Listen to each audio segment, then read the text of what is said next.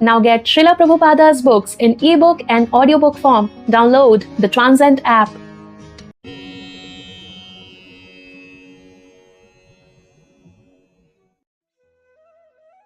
Let's begin with the 31st chapter of Krishna book entitled as Songs by the Gopis.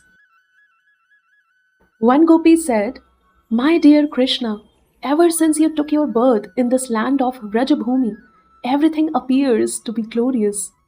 The land of Vrindavana has become glorious, and it is as if the goddess of fortune is personally always existing here. But it is only we who are very unhappy because we are searching for you but cannot see you with our greatest effort. Our life is completely dependent upon you. Therefore, we request that you again come to us." Another gopi said, "My dear Krishna, you are the life and soul even of the lotus flower that grows on the water of lakes made transparent by the clear rains of autumn. Although the lotus flowers are so beautiful, without your glance they fade away. Similarly, without you, we are also dying. Actually, we are not your wives, but are your slaves. You never spent any money for us, yet we are simply attracted by your glance. Now, if we die without receiving your glance, you'll be responsible for our deaths. Certainly, the killing of women is a great sin, and if you do not come to see us and we die, you will suffer the reactions of sin. So please come, see us. Do not think that one can be killed only by certain weapons. We are being killed by your absence. You should consider how you are responsible for killing women. We are always grateful to you because you have protected us many times from the poisonous water of the Yamuna, from the serpent Kaliya, from Bakasura, from the anger of Indra and his torrents of rain, from the forest fire, and so many other incidents. You are the greatest and most powerful of all. It is wonderful for you to protect us from so many dangers, but we are surprised that you are neglecting us at this moment.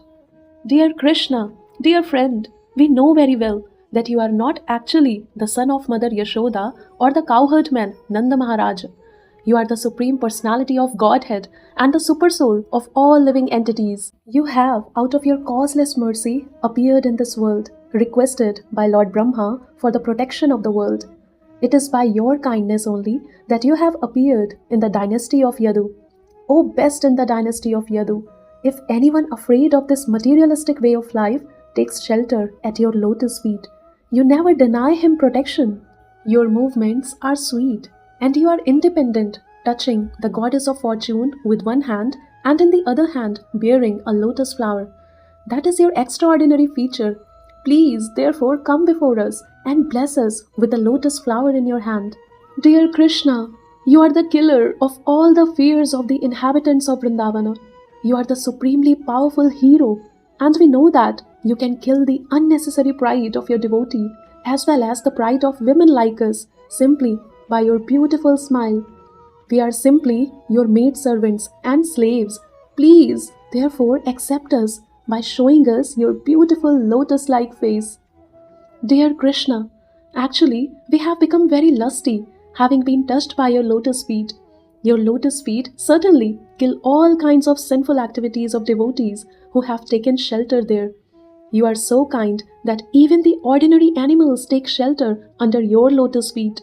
Your lotus feet are also the residence of the goddess of fortune. Yet, you dance on the heads of the Kaliya serpent with them. Now, we are requesting you to kindly place your lotus feet on our breasts and pacify our lusty desires to touch you. O Lord, your attractive eyes, like the lotus, are so nice and pleasing. Your sweet words are so fascinating that they please even the greatest scholars, who also become attracted to you. We are also attracted by your speaking and by the beauty of your face and eyes. Please, therefore, satisfy us by your nectarian kisses. Dear Lord, words spoken by you or words describing your activities are full of nectar, and simply by speaking or hearing your words, one can be saved from the blazing fire of material existence. Great demigods like Lord Brahma and Lord Shiva are always engaged in chanting the glories of your words. They do so to eradicate the sinful activities of all living entities in the material world.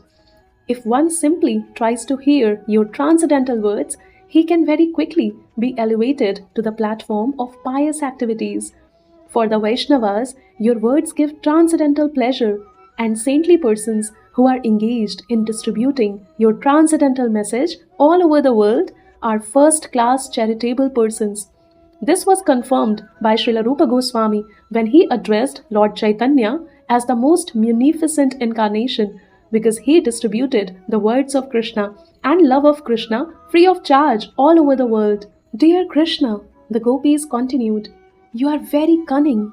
You can imagine how much we are distressed simply by remembering your cunning smile, your pleasing glance, your walking with us in the forest of Vrindavana, and your auspicious meditations. Your talks with us in lonely places were heartwarming. Now we are all aggrieved to remember your behavior. Please save us. Dear Krishna, certainly you know how much we are saddened when you go out of Vrindavana village to tend the cows in the forest.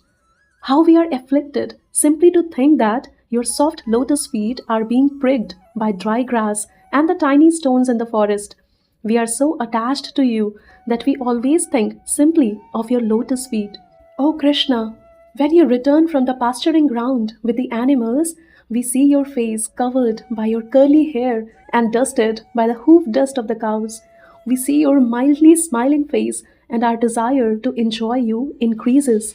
Oh dear Krishna, you are the supreme lover, and you always give shelter to surrendered souls. You fulfill everyone's desire. Your lotus feet are worshipped even by Lord Brahma, the creator of the universe. On whoever worships your lotus feet, you, without a doubt, always bestow your benedictions. So kindly be pleased with us and keep your lotus feet on our breasts and thus relieve our present distresses. Dear Krishna, we are seeking your kisses, which you offer even to your flute. The vibration of your flute enchants the whole world and our hearts also. Kindly, therefore, return and kiss us with your mouth of nectar. Thus ends the Bhakti Vedanta purport of the 31st chapter of Krishna, Songs by the Gopis.